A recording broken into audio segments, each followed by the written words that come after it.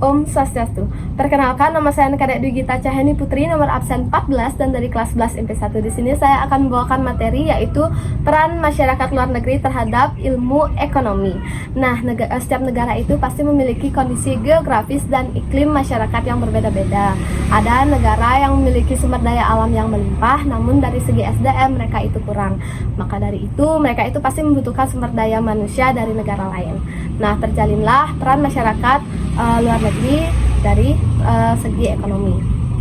Ada pula beberapa peran dari masyarakat luar negeri ini. Yang pertama ada sebagai konsumen, yang kedua sebagai produsen, yang ketiga sebagai tenaga kerja ahli, yang keempat sebagai investor. Yang pertama sebagai konsumen. Nah, masyarakat luar negeri ini menikmati hasil atau barang-barang hasil produksi dari negara lain, dan nanti mereka akan mengimpor barang-barang tersebut ke dalam negeri mereka, dan orang luar negeri ini yang memiliki barang-barang yang dibutuhkan ini akan mengekspor barang-barang mereka ke negara yang membutuhkan.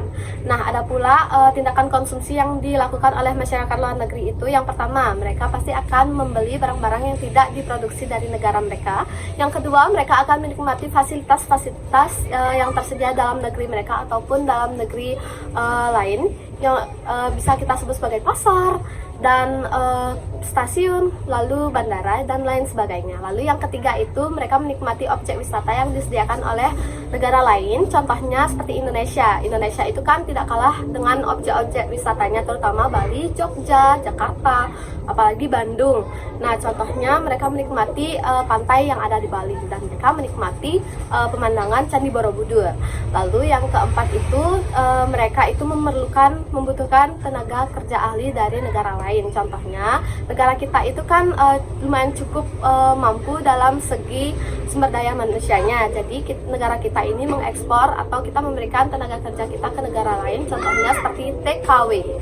Yang kedua, masyarakat luar negeri sebagai produsen. Jadi masyarakat luar negeri ini yang menciptakan atau memproduksi barang atau jasa yang tidak disediakan oleh negara lain. Jadi negara lain yang membutuhkan hasil produksi dari masyarakat luar negeri ini, mereka akan mengimpor barang-barang tersebut ke dalam negeri mereka, dan masyarakat luar negeri ini yang memproduksi akan mengekspor hasil produksi mereka ke negara yang membutuhkan hasil dari produksi mereka.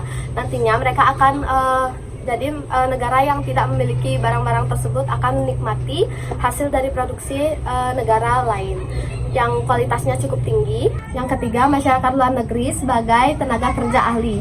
Nah, dari negara-negara lain ini yang cukup mampu pasti memiliki sumber daya manusia yang cukup tinggi dan mumpuni. Nah, dari segi teknologinya, dengan teknologi yang berkualitas tinggi, pasti sumber daya manusianya juga pasti tinggi kan. Nah, negara kita ini contohnya kurang nih dari segi sumber daya manusia yang untuk mengolah teknologi kita yang ada di sini. Nah, kita memintalah dari tenaga kerja di negara lain untuk bekerja di negara kita. Contohnya seperti apa? Contohnya dosen dari sebuah universitas ilmu mungkin yang internasional. Nah, tidak jarang kan universitas yang internasional mempunyai dosen yang dari luar negeri langsung. Nah, itulah contohnya. Kita ini memerlukan tenaga kerja ahli dari negara lain agar membantu tenaga kerja kita yang ada di Indonesia, contohnya. Lalu yang keempat itu masyarakat luar negeri menjadi investor. Nah, negara-negara maju ini pasti dari sumber dananya itu mumpuni untuk membuat sebuah usaha di negara kita. Maka dari itu, nggak sedikit kok negara kita itu berkolaborasi dengan negara lain dan menciptakan sebuah perusahaan baru di Indonesia. Contohnya juga bisa negara lain itu tidak berkolaborasi dengan Indonesia, tapi mereka langsung membangun perusahaan di Indonesia dan nanti akan diolah dan ditenaga kerjai oleh masyarakat Indonesia.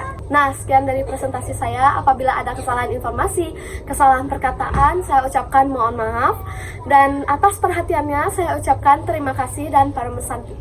Om Santi Santi Santi.